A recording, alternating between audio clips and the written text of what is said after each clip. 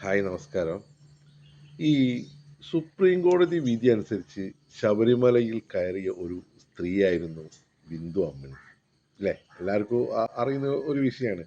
അവർ ശബരിമലയുടെ ആചാരങ്ങൾ ലംഘിച്ചു എന്ന് പറഞ്ഞുകൊണ്ട് അവർ പോകുന്നിടങ്ങളിലൊക്കെ കല്ല് കയറി പെപ്പർ സ്പ്രേ അടിക്കല്, ഒരു എന്താ പറയുക, ഒരു നിപ്പ വന്ന ഒരു രോഗിയെ അല്ല ഒരു എയ്ഡ്സ് വന്ന രോഗിയെ നോക്കുന്ന മാതിരിയുള്ളൊരു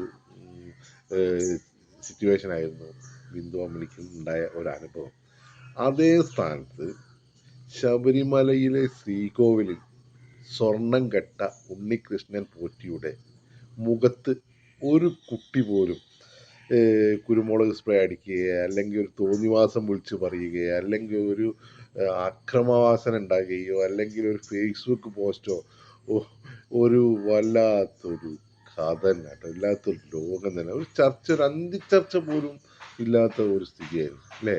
വല്ലാത്തൊരു ലോകം തന്നെ കേട്ടോ നമ്മുടെ നാട്.